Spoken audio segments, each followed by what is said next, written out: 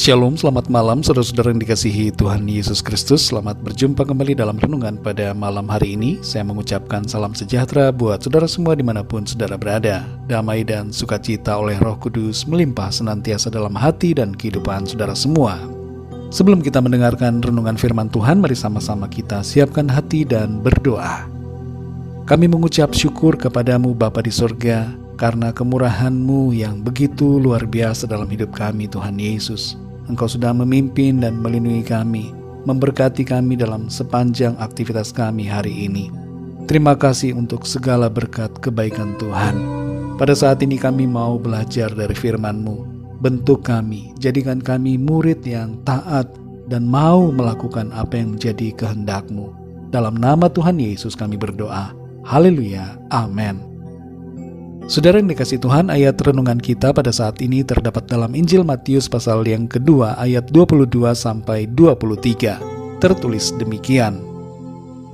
Tetapi setelah didengarnya bahwa Arkelaus menjadi raja di Yudea, menggantikan Herodes ayahnya, ia takut ke sana. Karena dinasihati dalam mimpi, pergilah Yusuf ke daerah Galilea. Setibanya di sana ia pun tinggal di sebuah kota yang bernama Nazaret. Hal itu terjadi supaya genaplah firman yang disampaikan oleh nabi-nabi, bahwa ia akan disebut orang Nazaret. Saudara yang dikasihi Tuhan, terkadang situasi hidup bisa begitu membingungkan dan membuat stres, sehingga kita sulit untuk memahami apa yang Tuhan inginkan bagi kita. Di balik kebingungan kita, perlu kita sadari bahwa Tuhan tahu apa yang Dia inginkan untuk kita. Tuhan telah menyusun cetak biru rencana kehidupan saudara dan saya. Tuhan membimbing kita dan menaruh benih dalam hati kita yang Tuhan sendiri sirami, supaya bertumbuh sehingga kita semakin mengerti akan kehendak-Nya dan kita mampu berjalan setapak demi setapak dalam rencananya. Saudara yang dikasihi Tuhan, dari kelahiran sampai kematian serta kebangkitannya, Tuhan Yesus menggenapi firman nubuatan melalui para nabi. Ia menunjukkan bahwa sebagai manusia, ia harus menggenapi rancangan Allah. Kalau kita memperhatikan ayat-ayat dalam Alkitab, ketika Tuhan Yesus berada dalam keadaannya sebagai manusia, berulang kali dituliskan kata-kata, supaya genaplah yang ada tertulis dalam kitab suci. Tuhan Yesus menunjukkan teladan bahwa setiap orang harus hidup dalam rencana Allah dan menggenapi rencana Allah itu dalam hidup kita.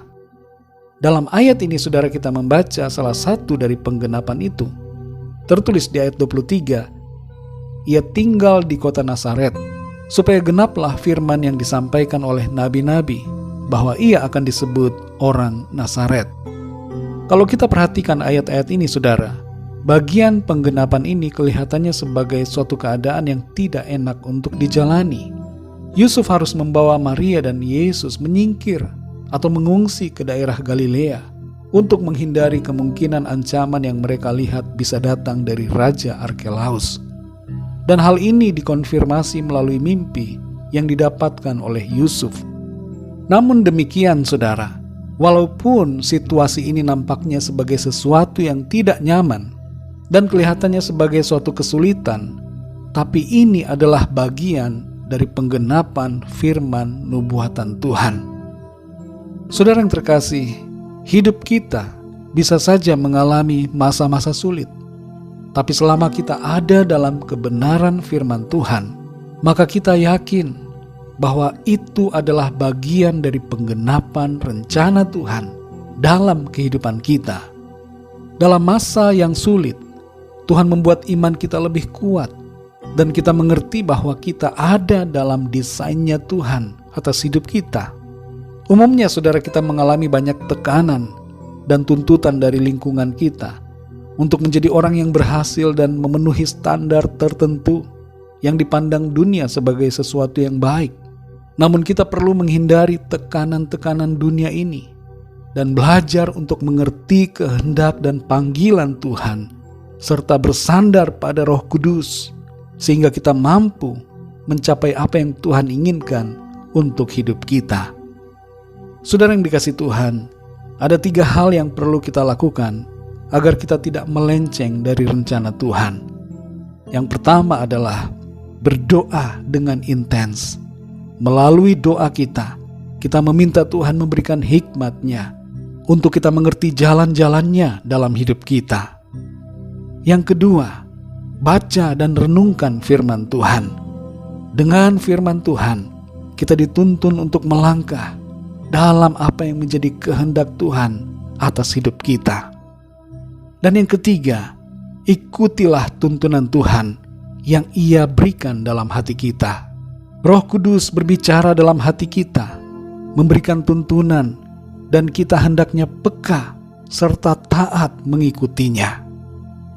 Mari saudara yang dikasihi Tuhan, hiduplah menggenapi rencana Tuhan, bukan menggenapi rencana atau ambisi kita pribadi.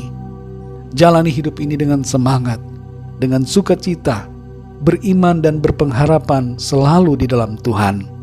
Tuhan menolong dan memberikan bimbingannya sehingga kita mengerti jalan dan rencananya. Apapun yang terjadi, selama kita selalu ada dalam kebenarannya, maka yakinlah rencana Tuhan yang baik akan terjadi dalam hidup kita. Mari kita berdoa saudara. Bapa kami yang di sorga, Bapa dalam nama Tuhan Yesus Kristus, kami sungguh mengucap syukur untuk firman-Mu yang memberikan kami sukacita, iman, pengharapan, membangkitkan semangat kami untuk terus melangkah dalam ketaatan dan kesetiaan pada firman Tuhan. Meskipun ada masa-masa sulit yang harus kami alami, ada saat-saat di mana kami mengalami kesesakan, pengalaman yang tidak mengenakan, situasi yang sulit, tapi kami percaya bahwa Tuhan Engkau ada bersama kami. Ketika kami ada dan setia melakukan firman-Mu, maka jaminan pasti bahwa rencana Tuhan nyata akan terjadi dalam kehidupan kami.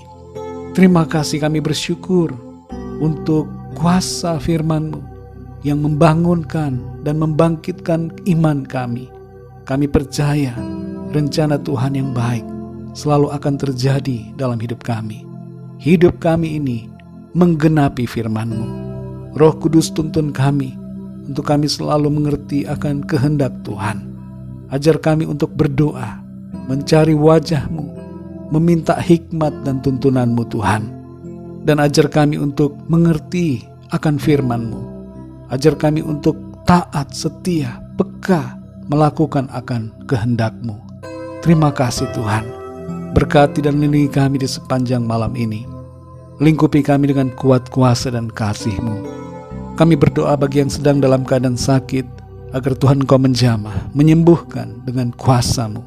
Kuatkan yang lemah, berikan semangat baru kepada yang berputus asa, dan nyatakan pertolongan-Mu bagi setiap mereka yang sedang dalam masalah dalam kehidupannya. Kami percaya ada kemenangan, ada jawaban doa, ada pertolongan Tuhan yang luar biasa dalam hidup kami. Terima kasih Bapa, kami bersyukur.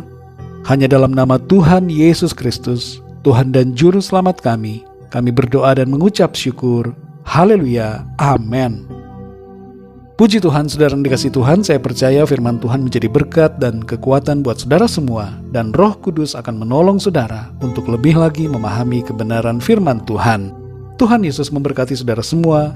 Selamat malam, selamat beristirahat, dan sampai jumpa dalam renungan yang berikutnya. Haleluya.